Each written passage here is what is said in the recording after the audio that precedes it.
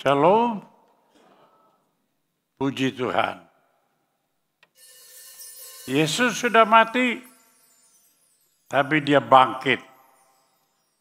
Demikian juga kita, barang siapa yang percayakan dia bisa mati. Tapi kita akan bangkit bersama dia. Kita menang bersama dengan dia. Kita naik ke surga bersama dengan dia. Kita hidup kekal bersama dia. Karena begitu besar kasih Allah akan dunia ini. Sehingga ia telah mengaruniakan anaknya yang tunggal. Supaya setiap orang yang percaya kepadanya tidak binasa. Melainkan beroleh hidup yang kekal.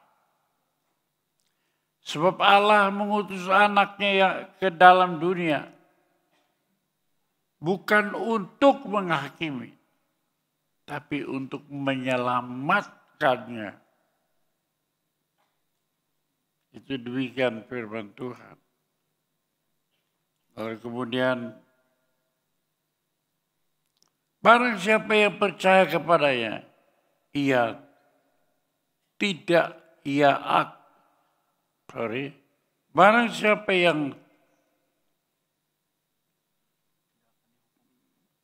barang siapa yang percaya kepadanya tidak akan dihukumkan.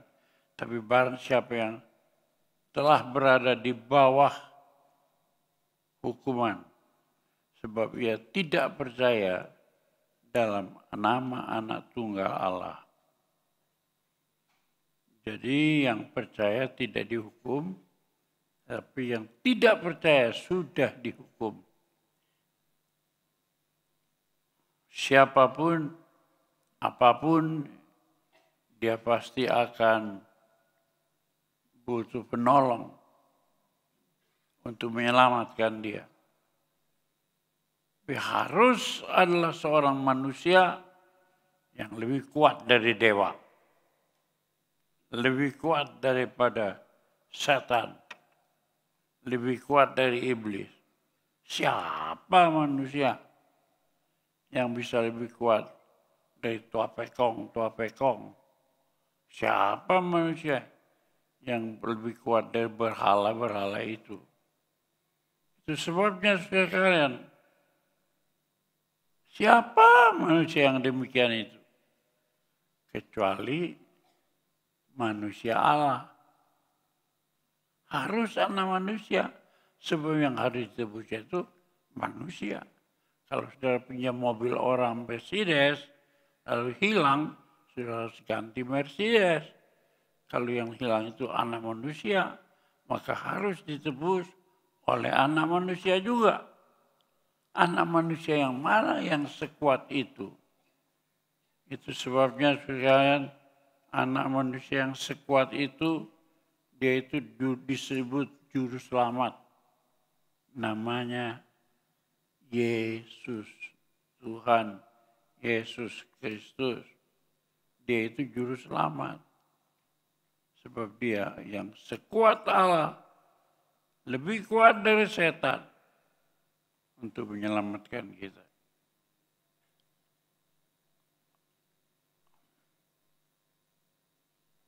Itu sebabnya dalam 1 Petrus pasal 1 ayat 3 dan 4 dikatakan, terpujilah Allah, Bapa Tuhan kita Yesus Kristus, yang karena rahmat-Nya yang besar telah melahirkan kita.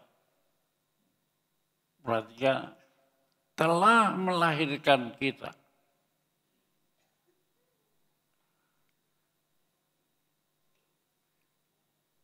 Oleh kebangkitan Yesus Kristus di antara orang mati kepada suatu hidup yang penuh pengharapan.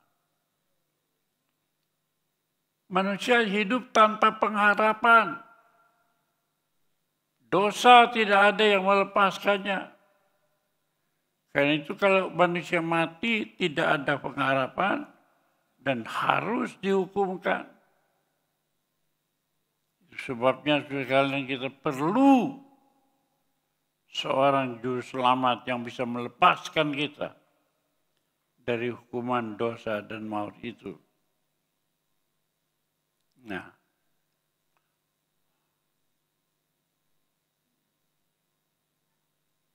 Yesus mati dan bangkit. Allah telah melahirkan kita pada suatu kehidupan baru, yaitu kehidupan Allah yang masuk ke dalam kita. Hanya itu yang bisa mengalahkan setan. Kalau kehidupan Allah itu masuk dalam kita, dalam bentuk Roh Kudus dan firman-Nya, maka kita bisa melawan kuasa-kuasa itu, sebab Yesus sudah menang, kita pun akan menang. Itu sebabnya kita melihat saudara sekalian, bahwa kita ini diluputkan oleh karena kematian dan kebangkitan Kristus. Sekarang ini kita melihat tingkat kehidupan. Hidup itu bertingkat-tingkat. Coba kira-kira sudah ada di tingkat mana? Pertama, kehidupan tumbuh-tumbuhan, plant life. Itu tingkat kehidupan juga, tapi paling rendah. Kalau pohon dipotong ada yang menangis. Kalau pohon dipotong nggak ada yang berdarah, getah ada. Naik ke tingkat kedua, binatang. Animal life itu lebih tinggi daripada yang pertama. Yang ketiga, saudara sekalian, kehidupan manusia secara umum yang hidup untuk dunia, yang hidup untuk dosa, hidup siuk pikuk. Misalnya yang satu dipimpin Donald Trump, waduh. Yang lain dipimpin oleh Putin, atau yang lain dipimpin oleh apa itu namanya, Donald Trump, Putin, ya, atau lawannya negeri-negeri yang banyak. Itu timbul blok-blokan sekarang ini. Pejago-jago namanya. Itu masih dalam human life. Yang tidak memikirkan apa yang terjadi, sudah mati. Cuma yang dipikirkannya hidup sekarang aja. Hidup cari makan.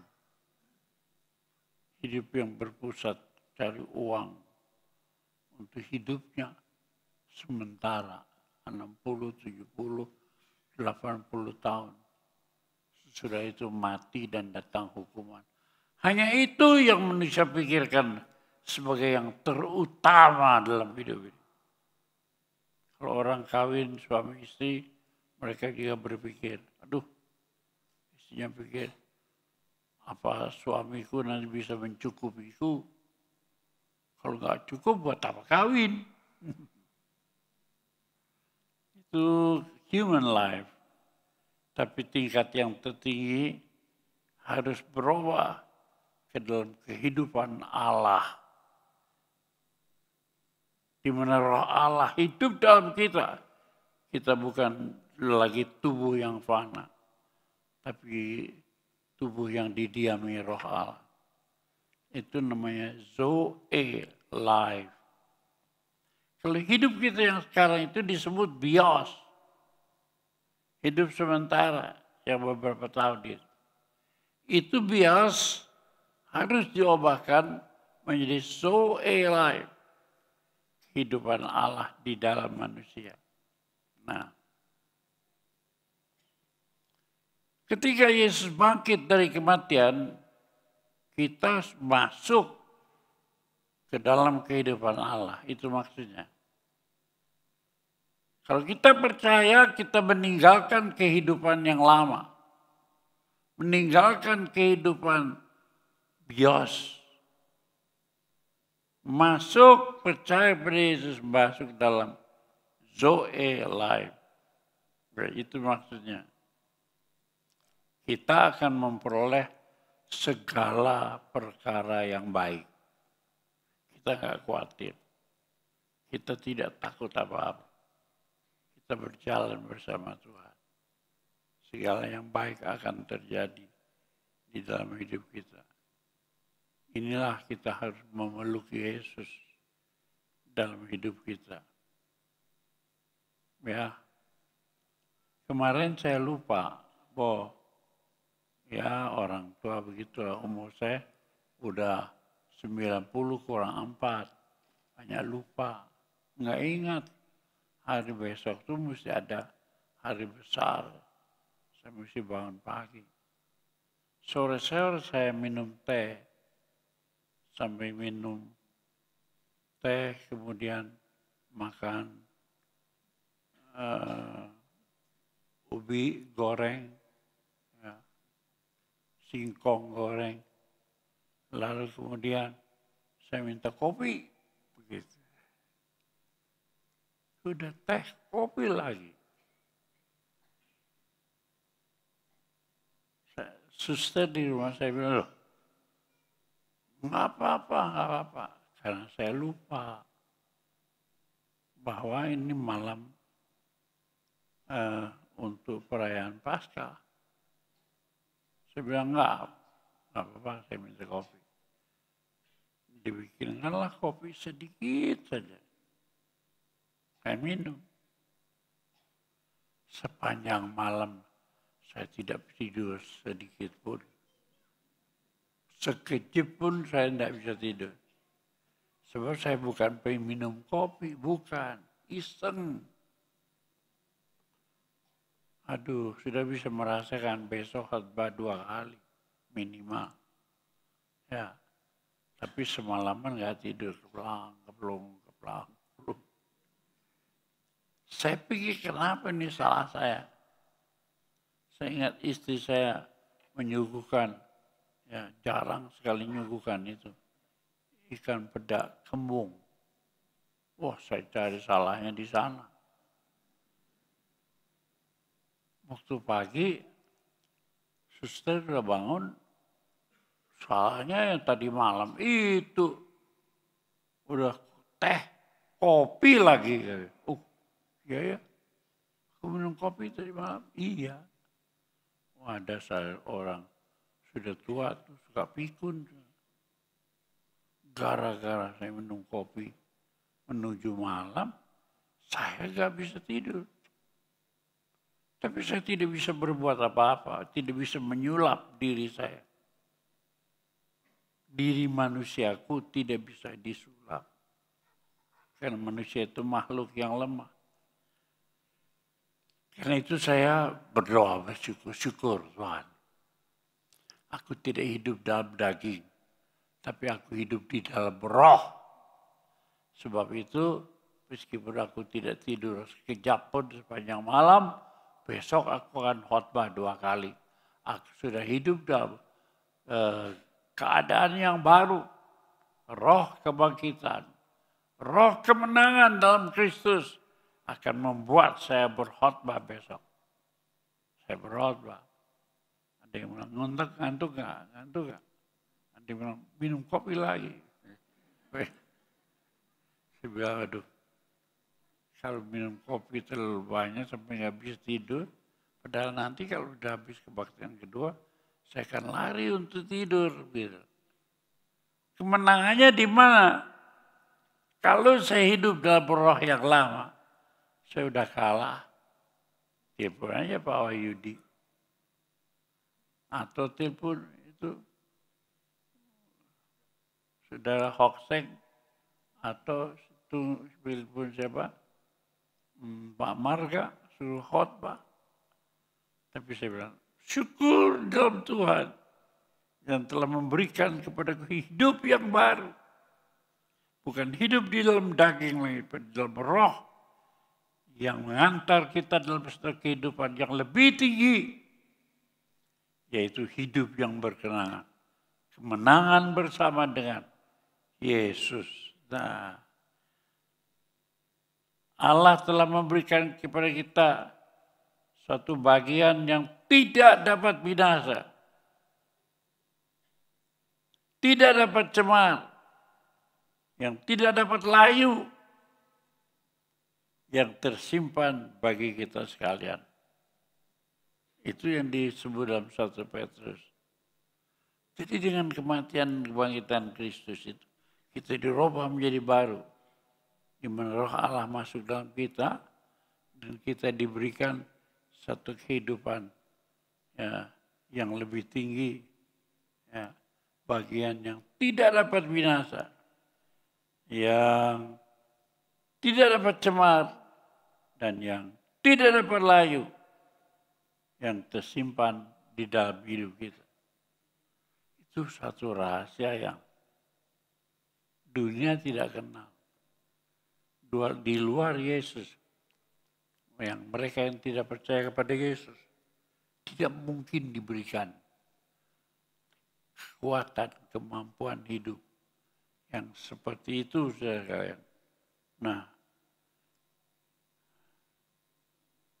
apa yang terjadi atas Yesus sebelum ia dibangkitkan dari kematian? Jumat disalibkan, ya, Sabtu, kemudian Minggu, hari yang ketiga, baru bangkit dari kuburan. Selama 3 hari ini, apa yang terjadi atas Yesus, saudara?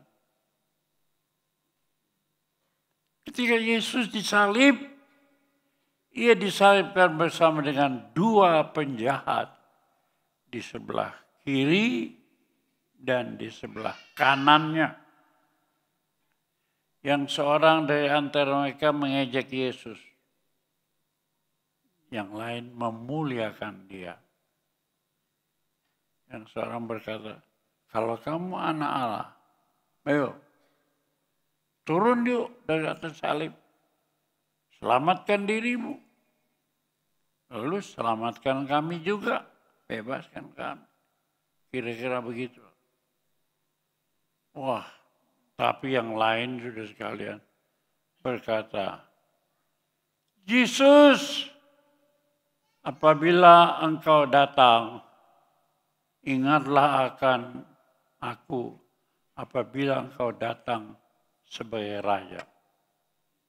Sekarang kau ada di atas kayu salib, tapi besok kau datang sebagai raja. Berkemenangan. Dan kalau kau datang berkemenangan, ingat akan kami. Kata yang seorang penuh pengharapan, percaya kepada Yesus. Beda dunia ini dibagi 2. Satu, orang yang pengharapannya pada dunia tidak mempunyai pengharapan kepada dia yang mati. Anak Allah yang tersalib, tidak. Tapi yang lain punya pengharapan dan memohon. Ingatlah aku kalau kau datang sebagai raja.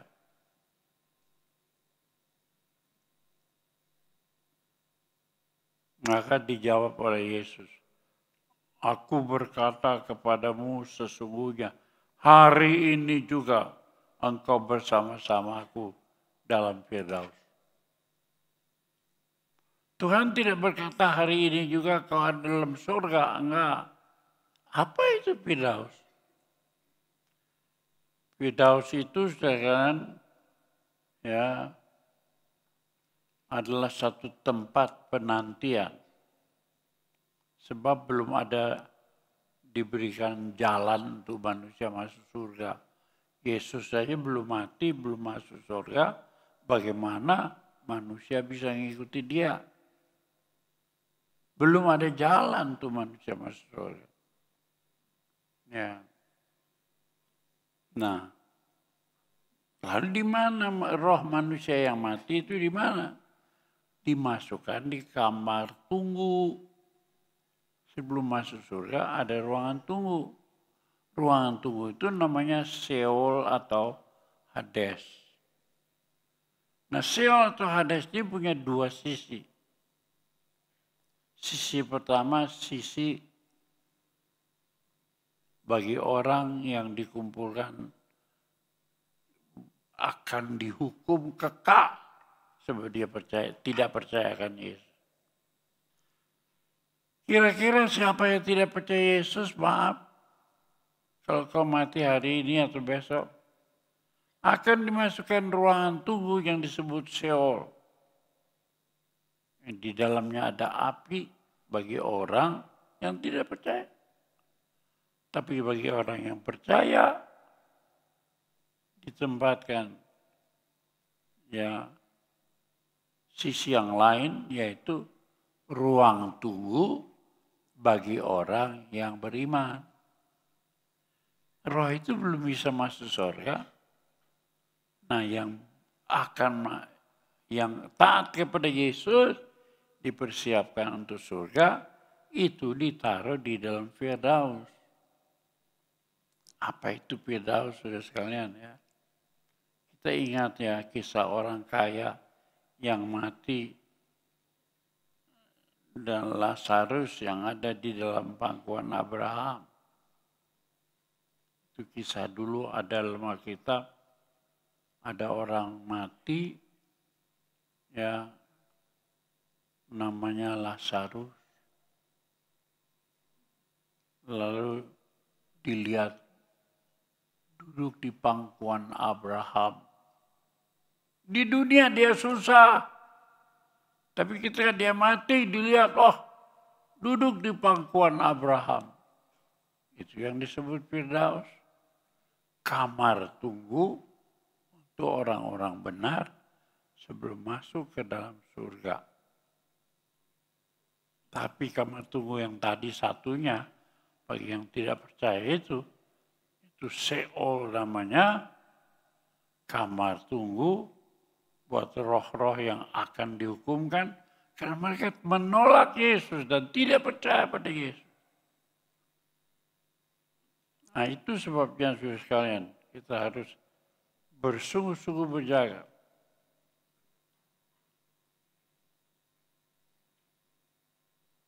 Jadi Hades atau Sheol itu adalah tempat penantian bagi roh-roh orang mati sebelum zaman Yesus. Mereka diam saja di tempat penantian. Sebab belum ada surga, belum ada neraka. Masih ada di bawah. Jadi mesti menanti sampai Yesus yang mempelopori bisa bangkit dari kematian. Barulah kita bisa nyusul. Disebutkan kebangkitan Yesus adalah kebangkitan pertama dari manusia. Jadi kalau kita mau bangkit juga, kita mesti bersama Dia. Apalagi kalau kita mau naik ke surga, kita harus percaya Dia, bersama dengan Dia.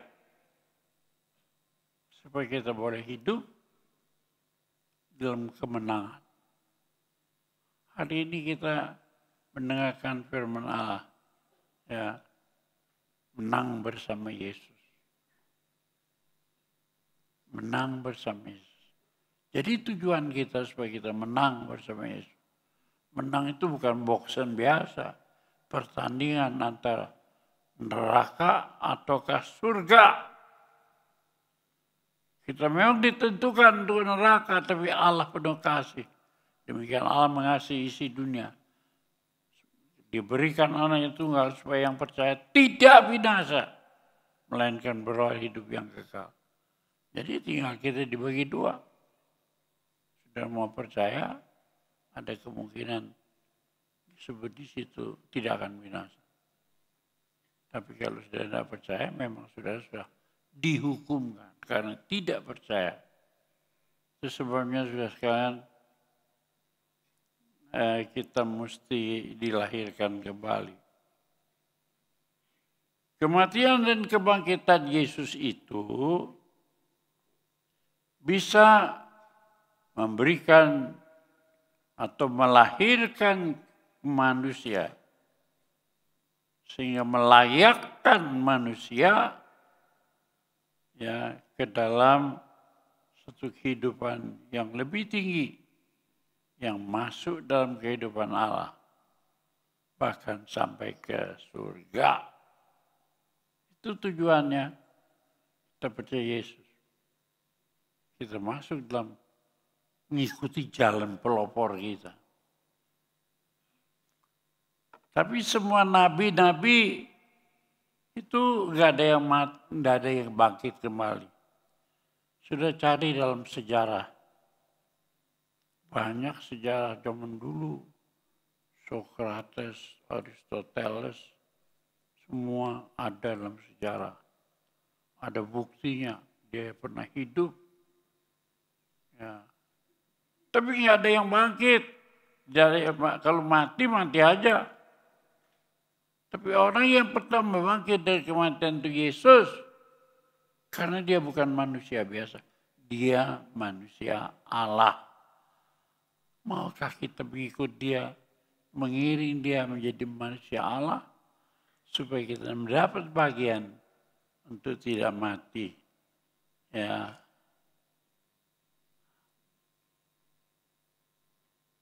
Satu hari, Yesus pernah berkata kepada seorang bernama Nikodemus, "Guru, bagaimana kalau kita mau masuk surga?" Dijawab oleh Yesus, "Kamu harus dilahirkan kembali." Dia bingung. Dia udah tua. Pelopor ya orang Farisi. Disebut guru lagi, pengajar. Tapi dia bingung, gimana caranya aku sudah jenggotan begini. Bisa masuk dalam rahim ibu, dilahirkan kembali. Tapi Tuhan bilang, kamu harus dilahirkan oleh air dan roh. Jadi bukan dilahirkan masuk ke dalam rahim ibu, tapi oleh air dan roh. Yang dimaksudnya air itu adalah air hidup, firman Allah. Roh itu Roh Kudus. Ingat, dalam Yohanes 1 ayat 1, pada mulanya Allah. Allah itu firman. Pada mulanya firman, firman itu bersama dengan Allah. Firman itu Allah. Jadi yang pertama kali kita dengar itu firman Allah. Kita juga sekarang tidak bersama Allah. Bersama apa? Firman dan Roh Kudus. Itu yang akan masuk dalam hati pikiran kita. Itunya kita bikin gedor. Supaya setiap orang membaca firman. Berapa banyak orang Kristen percaya Yesus, nggak pernah tahu Alkitab. Tapi mereka percaya kalau kerja saya jadi orang Kristen, saya akan masuk surga. Katanya begitu. Tapi bersyukur kita ada dalam gereja Bethel, ada gerakan doa dan gerakan pembacaan Alkitab. Kenapa mesti ada Alkitab? Sebab dikatakan dalam Yohanes 17, ayat 17, firman itulah kebenaran. Banyak orang mencari kebenaran, ya mikir-mikir sendiri. Bertapa-tapa di bawah gunung galunggung. Mencari kebenaran di bawah pohon Kamboja. Ya, ada agama yang di bawah pohon Kamboja. Tapi firman Tuhan berkata, kamu harus mencari kebenaran. Firman itulah kebenaran. Dari mana kita mesti belajar? Supaya kita boleh masuk ke dalam kehidupan kita. Mendapatkan firman itu. Dari Alkitab. Sebabnya kita mesti baca Alkitab. Mengerti Alkitab. Baru kita percaya Yesus. Percaya masukkan dalam hati kita. Kalau kita jalani sungguh-sungguh. Sehingga dengan air mata berlinang, Tuhan terima kasih. Aku sudah menjadi orang percaya. Engkau menerima aku menjadi orang percaya. Sebab kalau nanti aku mati, hidupku tidak mati tapi dibangkitkan, diubahkan untuk mendapat satu hidup yang berkemenangan. Wah, itu tujuannya. Waduh, alangkah indahnya hidup itu. Matius 12 ayat 40. Sebab seperti Yunus dalam perut ikan 3 hari 3 malam, demikian juga anak manusia ada di dalam perut bumi 3 hari 3 malam. Nabi Yunus pernah disuruh mengabarkan Injil ke Niniwe. Dia kabur. Dia pergi ke Tarsis. Dia bilang, ngapain ngabarin Injil ke Niniwe? Orang Niniwe itu jahat-jahat. Biarin dia mati. Dia pergi ke Tarsis. Tuhan marah, diizinkan seekor ikan paus yang besar. Ya, badai gelombang dibuat. Sehingga kapten kapal bertanya, siapa di sini yang berdosa melawan Allah? Diundi-undi jatuh kepada Yunus. Bagaimana caranya supaya gelombang ini berhenti? Supaya badai tidak mengamuk. Yunus harus dilempar ke dalam laut. Lempar, plung. Disambut oleh ikan hiu. Ikan hiu itu besar sekali. Coba saya pernah lihat tulang ikan hiu. Sekarang ada tuh di Bogor, Kebun Raya Bogor. Di situ ada tulang ikan, koraknya, terus ada tulang-tulangnya. Saya ukur-ukur kira-kira ya tingginya 2 meter lebih, 2,5 meter. Panjangnya kurang lebih 30 meter. Tapi saya percaya waktu ikan Nabi Yunus ditelan ikan itu lebih gede dari itu. Dan di dalam kitab Nabi Yunus, aku ada di dalam kegelapan. Aku ada di dalam dasar laut. Dia ditelan masuk ke dalam dasar laut. Di situ dia berdoa minta ampun sama Tuhan. Lalu Tuhan perintahkan supaya dia ikan itu pergi ke dekat Niniwe dan muntahkan Yunus di dekat Niniwe. Supaya dia pergi mengabarkan Injil ke Niniwe. Tadinya dilari ke Tarsis. Seperti hal itu Yesus bergumul Jumat, Sabtu, Minggu, ya sebelum dia bangkit, sama seperti itulah saudara-saudara. 3 hari 3 malam dalam perut ikan, demikian Yesus berada dalam perut bumi. Ya, jadi Yesus itu juga sebelum dia bangkit ya, dari kematian bergumul ya, untuk menyelamatkan kita. Ya. Dalam zaman perjanjian lama manusia itu tidak ada pengharapan. Makanya saya pernah katakan, saya namanya Julius Ishak Abraham. Umurnya 90 kurang 4 tahun. 6 lebih. Seandainya Julius itu hidupnya dalam zaman dulu. Perjanjian lama. Belum ada Yesus. Yesus belum hidup di dunia. Yesus belum mati. Yesus belum bangkit. Jadi sudah sekali tidak ada pengharapan.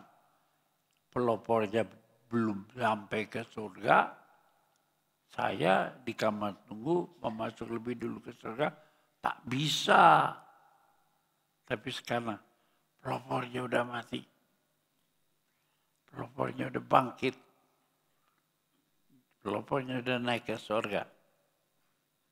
Dan dia disebut Adam yang terakhir menyelamatkan. Adam yang terakhir ini yaitu Yesus mengalahkan maut. Hai maut, di mana sengatmu? 1 Korintus 15. Maut telah dikalahkan dalam kebangkitan Yesus. Nah, jadi kita mengikut langkahnya, jejaknya itu supaya kita mengalami nasib yang sama. Menang atas maut dan kebinasaan itu. Nah, dalam perjanjian lama orang ya disucikan dengan darah binatang. Bersyukur kepada Tuhan. Sebab kita dimasukkan ke dalam perut bumi. Kemudian pada hari yang ketiga kita bangkit. Bangkit bersama Yesus.